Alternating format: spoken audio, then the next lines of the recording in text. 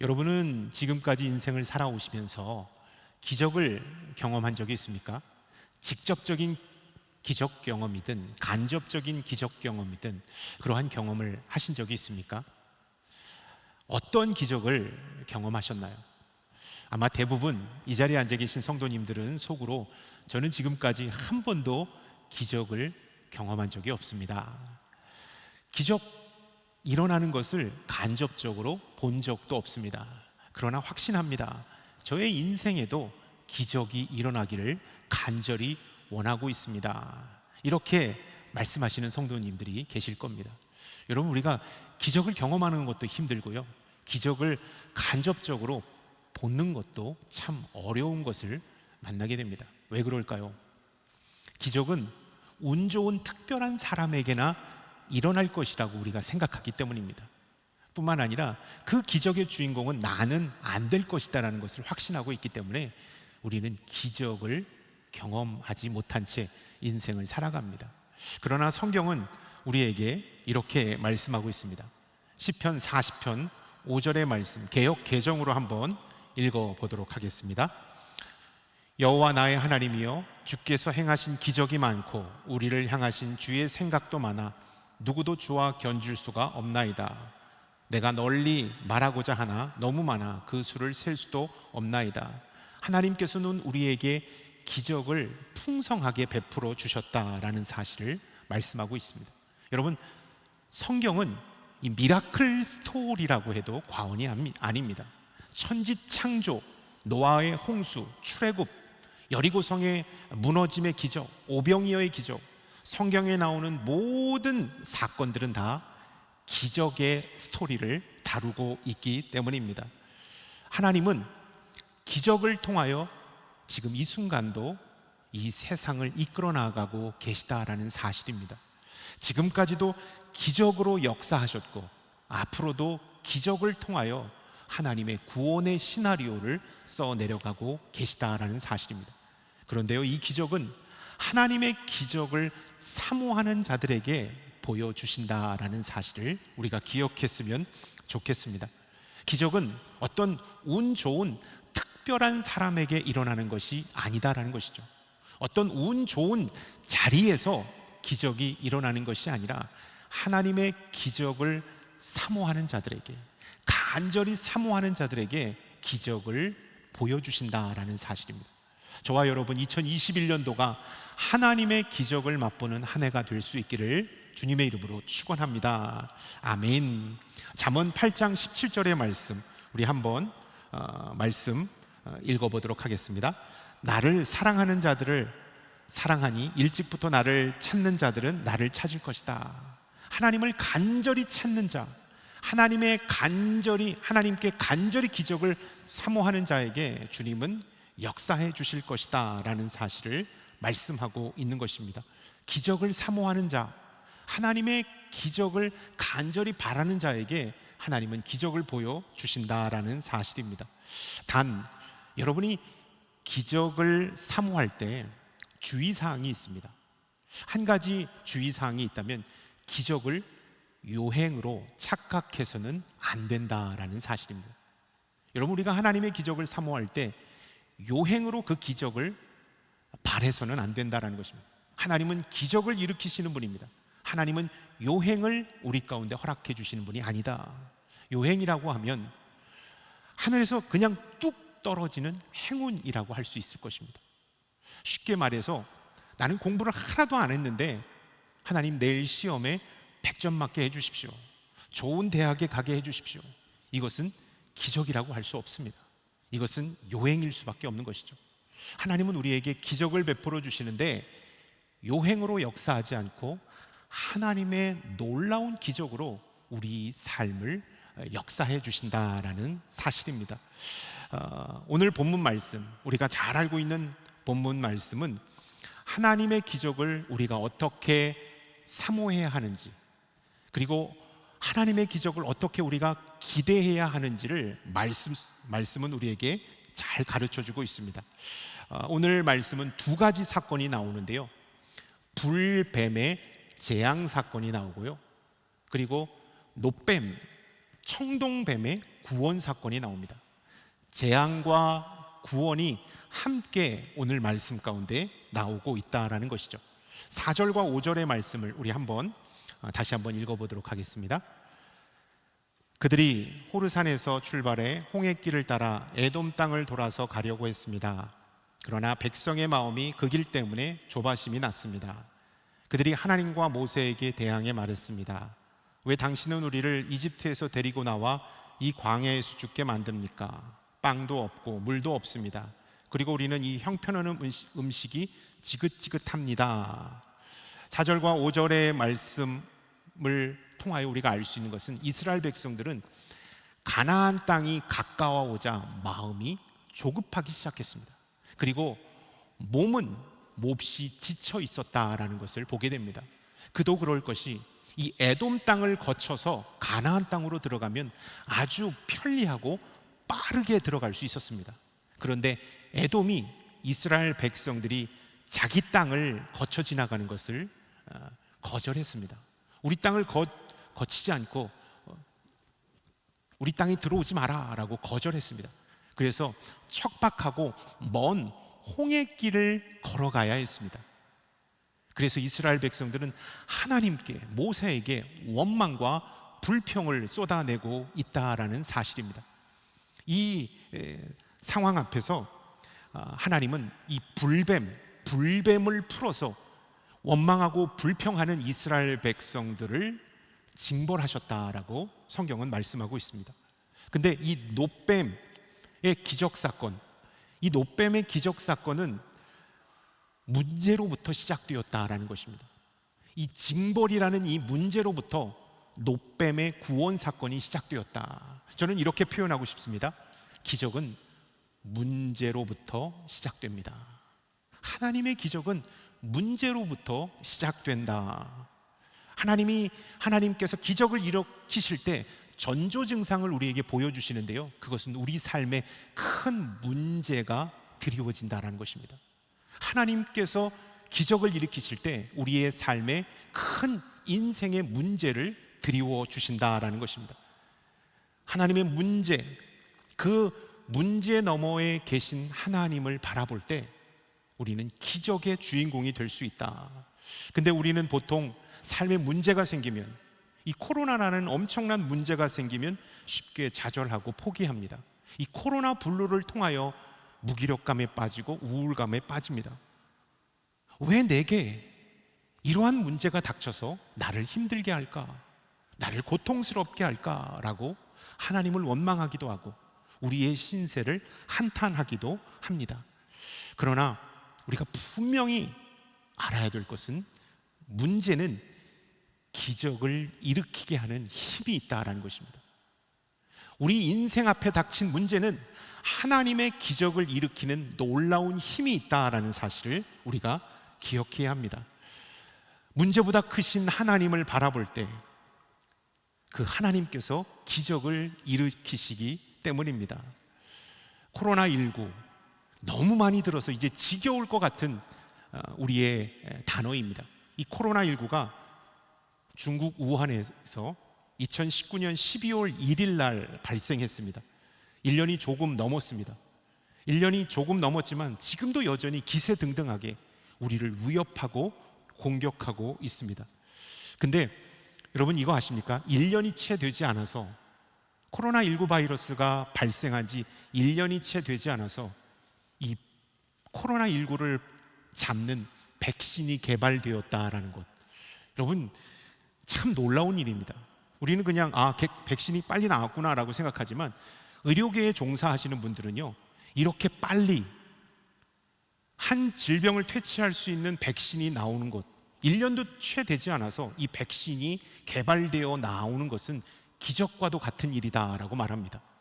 대부분 어떠한 질병을 치료하는 백신은요 5년에서 한 10년 정도의 임상 기간을 거쳐서 이 백신이 상용화된다고 합니다. 적어도 5년, 길게 보면 10년은 돼야 어떤 치료제로서의 능력을 검증받게 된다라는 것입니다. 근데 이 코로나 백신은요 1년도 채 되지 않아서, 우리 가운데 찾아왔다라는 것입니다. 왜 그럴까요? 문제가 심각했기 때문입니다. 이 코로나19 바이러스로 인해서 전 세계가 멈춰버렸기 때문입니다. 일상이 파괴되었기 때문입니다. 수많은 사상자와 감염자들이 속출하고 있기 때문입니다. 이러한 시급한 문제 앞에 백신은 빨리 나올 수밖에 없었다라는 사실을 우리가 기억했으면 좋겠습니다. 문제 앞에 쫄지 않고, 문제 앞에 좌절하지 않고, 문제보다 크신 하나님을 바라보며 우리가 그 문제 앞에서 하나님 앞에 기적을 사모할 때 우리 앞에 기적이 일어난다라는 사실을 우리는 기억해야 합니다. 필요는 발명의 어머니라는 말이 있습니다. 발명은 필요에 의해서 나오는 겁니다. 문제가 있다면 그 문제를 해결하기 위해서 하나님의 기적이 임하여야 된다라는 사실을 우리가 기억했으면 좋겠습니다.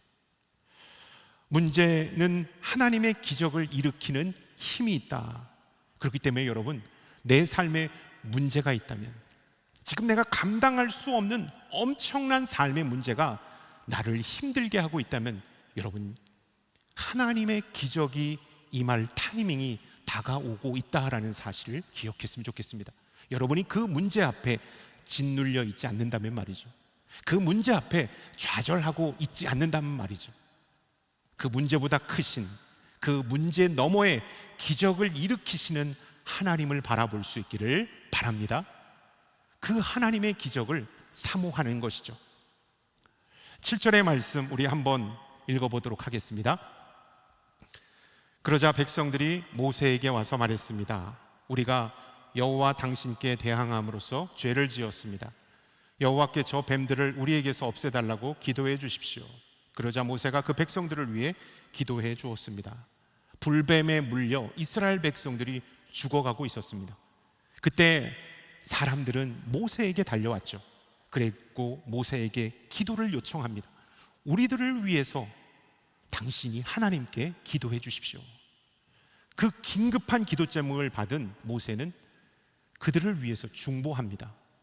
근데 이 중보 기도를 들으시는 하나님께서 구원의 길을 열어주시는 말씀이 나타나고 있습니다. 저는 이렇게 표현하고 싶습니다. 기도는 기적을 불러옵니다. 기적은 문제로부터 시작됩니다 라고 말씀드렸습니다.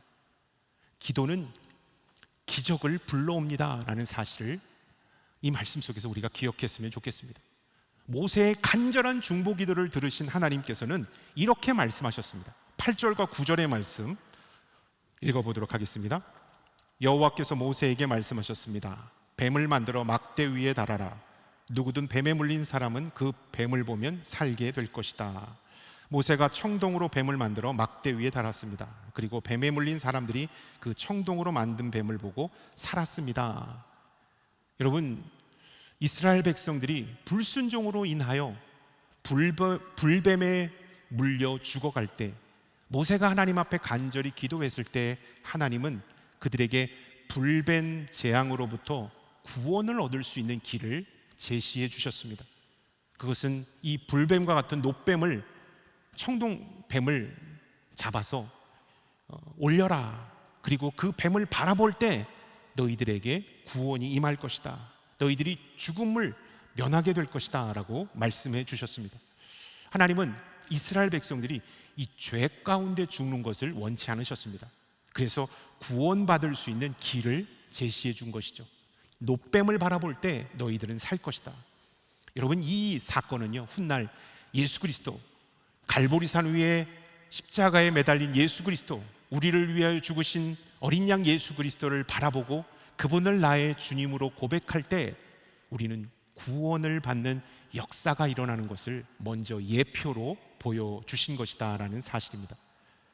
모세가 하나님 앞에 기도했을 때 하나님은 모세에게 구원받을 수 있는 길을 보여주셨다. 이스라엘 백성들이 불뱀으로부터 살 수 있는 기적을 베풀어 주셨다라는 사실을 성경은 우리에게 말씀하고 있습니다. 기도할 때 기적은 일어나는 것입니다. 기도할 때 기적은 우리의 일상이 되어진다라는 것입니다. 그렇기 때문에 기적을 사모하는 것은 무엇을 뜻할까요? 기도하는 것이다. 우리가 간절히 기적을 사모하면 할수록 하나님 앞에 더 간절히 기도하고 간구해야 한다라는 사실을 우리는 꼭 기억해야 합니다. 목회자로서 갖는 큰 축복과 특권이 하나 있는데요, 그것은 믿지 않는 성도를 향하여 영접 기도를 시키는 겁니다. 물론 목사가 아니어도 일반 성도님이어도 영접 기도는 가능하죠. 근데 특별한 영접 기도를 시킬 때가 있잖아요. 성도님의 연로하신 부모님, 그 부모님을 위해서 영접 기도 시켜드릴 때, 그리고 성도님의 가정의 가족분들 중에서 시한부 인생을 선고받고 병상에 누워있는 분을 영접 기도 시킬 때, 저는 그 영접 기도를 통해서 하나님의 놀라운 구원 사건의 기적을 간접적으로 경험합니다. 그리고 구원의 역사가 얼마나 강력한지를 다시 한번 깨닫게 되는 것이죠. 성도님들 가운데 긴급하게 전화가 오시는 경우가 있습니다. 목사님, 우리 어머니 정말 일평생 구원을 위해서 기도했는데 이제 돌아가실 날이 얼마 남지 않았습니다. 호스피스 병동에 계신데 어머님이 이제 의식이 없으실 것 같은데 목사님이 오셔서 기도해 주시면 안 될까요? 우리 어머님 구원 좀 시켜주십시오. 제가 해결자가 되어달라는 식으로 간곡하게 부탁하는 성도님들을 볼 때가 있어요. 여러분, 사람은 구원의 능력, 구원시킬 수 있는 능력이 없습니다. 그때마다 저는 불쌍한 눈으로 저는 그런 능력이 없습니다. 그러나 제가 간절히 기도하고 어머님 구원을 위해서 영접 기도를 가겠습니다. 그 대신에 성도님, 아시는 중보자들에게 며칠, 몇 시, 언제, 어디서 구원이 임할 수 있도록 기도해 주십시오. 강력한 중보 기도를 요청해 주십시오. 그럼 저도 기도하고 그 자리에 담대하게 가겠습니다 라고 중보 기도를 요청시킵니다. 그리고 나서 담대하게 어머님께 또 가족분들에게 예수 그리스도를 증거하고 구원을 선포합니다. 그때 예수님을 영접하는 사건이 일어나면 그동안 믿지 않았던 우리 어머님이, 우리의 가족 중 누구가 예수 그리스도를 영접하는 그 사건을 보면 모두가 감격해서 눈물을 흘립니다. 영접 기도를 시킨 목사인 저도 엄청난 감동을 받고 구원의 기적이 얼마나 우리 가운데 강력한지를 깨닫게 됩니다. 중보기도 요청을 하는 모든 분들, 그 힘을 덧입어서 강력하게 구원의 메시지를 전하는 것이죠. 여러분, 기도할 때 역사하는 힘이 큰 것입니다. 기도할 때 하나님의 놀라운 기적이 일어나게 됨을 확신하기 때문에 여러분, 구원이 임하는 그 영접기도 사건 때 많은 중보자들에게 기도 요청을 하는 것이죠. 여러분, 우리가 어떻게 기적을 사모할 수 있을까요? 기도함으로 기적을 사모할 수 있습니다. 여러분이 간절히 무언가를 바라고 있다면 그것을 위해 간절히 기도할 수 있기를 바랍니다. 2021년도 여러분의 삶에 기적이 임하길 원하십니까? 이제 좀 경제적 어려움으로부터 해결되는 기적, 이 엄청난 고통을 유발하는 질병이 치유되는 기적, 자녀의 대학 입학, 자녀의 결혼, 자녀의 출산이라는 기적을 바라고 있습니까? 여러분, 기도할 수 있기를 주님의 이름으로 축원합니다. 예레미야 33장 3절은 우리에게 이렇게 말씀하고 있습니다. 우리 함께 자막을 통하여 읽도록 하겠습니다. 내게 부르짖어라. 그러면 내가 내게 대답하겠고 내가 알지 못하는 크고 비밀스러운 일들을 내게 알려줄 것이다. 하나님 앞에 기적을 사모하는 자는 기도하는 자가 되어야 합니다. 하나님은 기도하는 자에게 기적을 베풀어 주신다라는 사실을 여러분 기억할 수 있기를 바랍니다. 계속해서 본문의 말씀 9절의 말씀을 한번 읽어보도록 하겠습니다. 9절의 말씀입니다. 모세가 청동으로 뱀을 만들어 막대 위에 달았습니다. 그리고 뱀에 물린 사람들이 그 청동을 만든 뱀을 보고 살았습니다. 불뱀으로 이스라엘 백성들이 죽어갈 때 하나님은 모세에게 그들이 구원받고 살 수 있는 방법을 가르쳐 주셨습니다. 이 불뱀을 놋뱀으로, 청동뱀으로 달아 올려서 그 뱀을 바라볼 때, 그 뱀을 바라볼 때 그들은 살 것이다 라고 말씀해 주셨습니다. 여러분, 하나님의 기적을 그들은 맛보았습니다. 근데 단지 그들이 꼭 해야 할 것은요, 하나님의 일방적인 기적 사건이 아니었다라는 것입니다. 그들이 노뱀을 바라보아야만 했습니다. 바라보아야만 살 수 있었다라는 것을 성경은 우리에게 가르쳐주고 있습니다. 여러분, 기적은요, 나의 열심과 하나님의 능력이 만날 때 일어나게 된다라는 사실을 기억해야 합니다. 기적은 하나님의 일방적인 역사로 이루어지기도 하지만, 하나님께서 우리에게 베푸시는 기적은요, 하나님의 능력에 나의 믿음과 나의 순종과 나의 헌신이 결합될 때 하나님의 놀라운 기적이 우리에게 일어나게 된다라는 것을 우리가 꼭 기억했으면 좋겠습니다. 기적은 하나님께서 주시는 능력에 나의 믿음과 순종이 덧붙여져야 일어나게 된다라는 것입니다. 성경에 나오는 모든 기적이 그렇습니다. 여러분, 여리고성이 무너지는, 이 거대한 여리고성이 무너지는 기적을 이스라엘 백성들은 맛보았습니다. 그 기적을 일으키신 분은 하나님이시죠. 그러나 하나님에게 여리고성을 7번 너희가 돌 때, 그리고 마지막 크게 함성을 지를 때 여리고성이 무너지도록 역사하셨다라는 것입니다. 하나님께서 기적을 베풀어 주셨지만 이스라엘 백성들이 7바퀴를 돌고 크게 함성을 지를 때 여리고성이 무너졌다라는 것입니다. 아람 왕의 군대 장관 나하만은 어떻습니까? 여러분, 요단강에서 7번 몸을 씻고 나왔을 때 이 한 센티 병이 고침받는 기적을 경험하였던 것이죠. 하나님의 기적은요, 하나님의 능력에 나의 헌신과 나의 믿음과 나의 순종과 나의 열심이 결합될 때 하나님은 그것을 통하여 기적을 이루어 주신다라는 것을 우리가 기억했으면 좋겠습니다. 스파크가 일어나려면 플러스 극과 마이너스 극이 만날 때 기적이 일어나는 것처럼, 하나님의 기적은 하나님의 기름 부으심과 나의 열심과 순종이 만날 때 역사가 일어나게 된다라는 것입니다. 우리가 잘 알고 있는 요한복음 2장의 가나 혼인잔치, 물이 포도주가 되는 기적 또한 이 동일한 역사 가운데 일어났다라는 것입니다. 포도주가 떨어졌을 때 예수님께 사람들이 찾아와 말했습니다. 포도주가 떨어졌다. 그때 예수님은 물을 하인들에게 아구까지 채우라고 말씀하셨습니다. 그리고 그 물을 연회장이가 갖다 주라라고 말씀하셨습니다. 그렇게 하인들이 순종하였을 때 주님께서 물로 포도주가 되는 역사를 만들어 주셨다라는 사실을 우리가 기억해야 합니다. 물이 포도주가 되는 역사는 주님께서 일으키셨지만 하인들의 아구까지 채우는 열심이 덧붙여졌을 때 하나님의 기적이 일어나게 되었다라는 사실을 여러분 꼭 기억할 수 있기를 주님의 이름으로 축원합니다. 결혼해서 오랫동안 남편이 예수님을 믿지 않다가 정말로 극적으로 예수님을 영접한 한 권사님의 간증을 제가 감동적으로 들은 적이 있습니다. 권사님은 모태신앙으로 신앙생활을 시작하셨습니다. 그리고 단 한 번도 흔들림 없이 열심으로 여기까지 왔다라고 말씀해 주셨습니다. 참 모범적인 신앙을 보였습니다.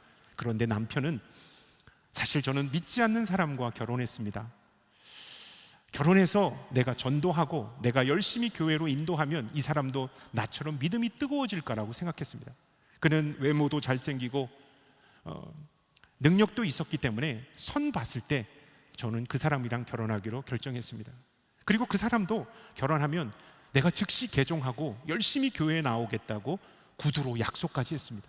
그래서 남편의 말을 철떡같이 믿고 결혼을 했는데 1, 2년 동안은 남편이 열심히 저를 따라 교회에 나와 주었습니다. 그런데 1, 2년 후에는 이제는 교회에 더 이상 나오지 않았습니다.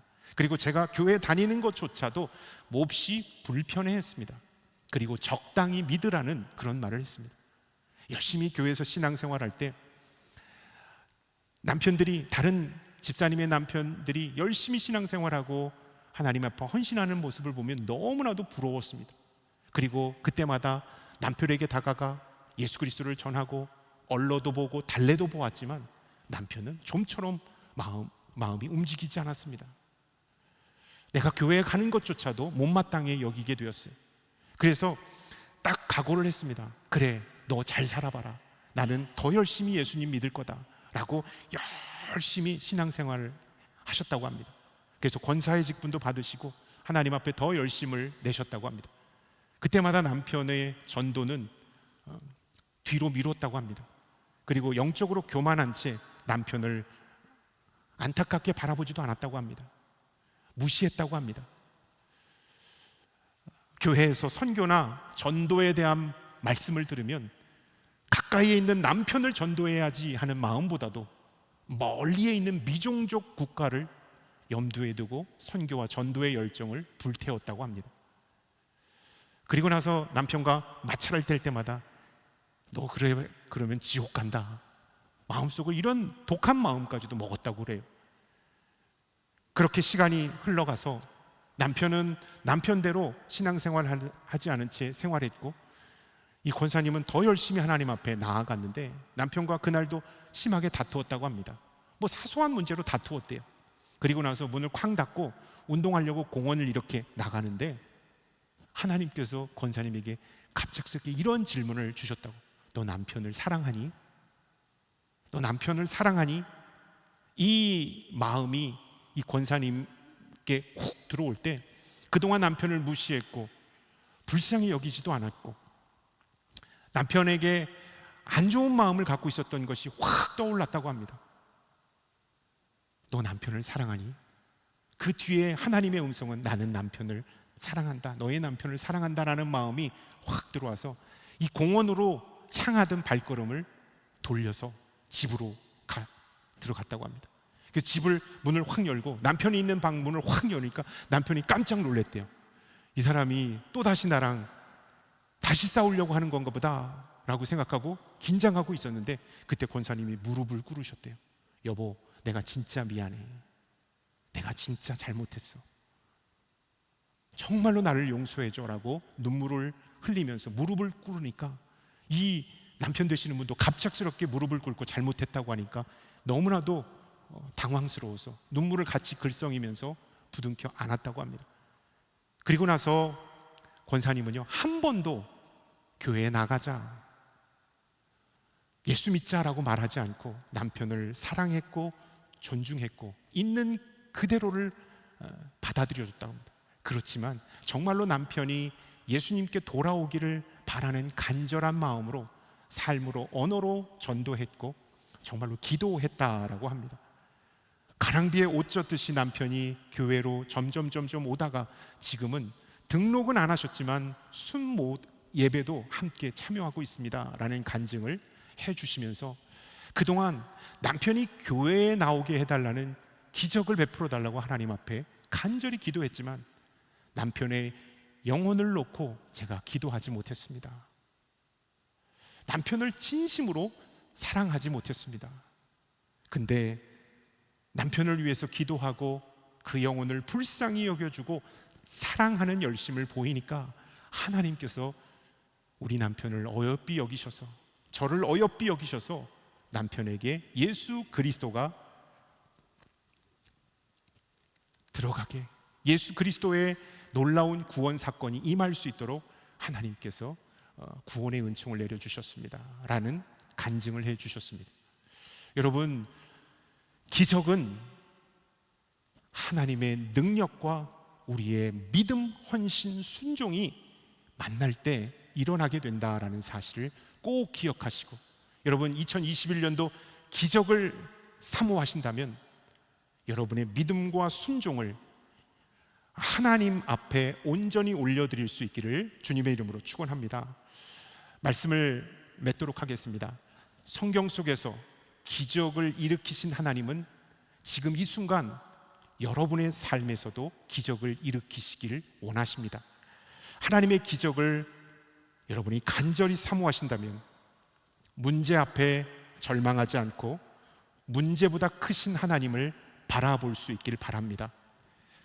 하나님의 기적을 진정으로 사모하신다면 그것을 위하여 간절히 기도할 수 있기를 바랍니다. 하나님의 기적을 사모하신다면 여러분의 믿음과 열심을 하나님께 올려드릴 수 있기를 주님의 이름으로 축원합니다. 그리할 때 하나님은 여러분의 삶의 자리 가운데 기적을 베풀어 주실 것입니다. 아멘. 기도하겠습니다. 성령 하나님, 우리가 하나님의 기적을 간절히 사모합니다. 하나님을 바라봅니다. 하나님께 기도합니다. 우리의 믿음과 열심을 올려드립니다. 우리의 삶의 자리가 2021년도 기적이 임하는 자리가 되게 하여 주시옵소서. 감사함을 드리며 이 모든 말씀 예수 그리스도의 이름으로 기도드렸사옵나이다. 아멘.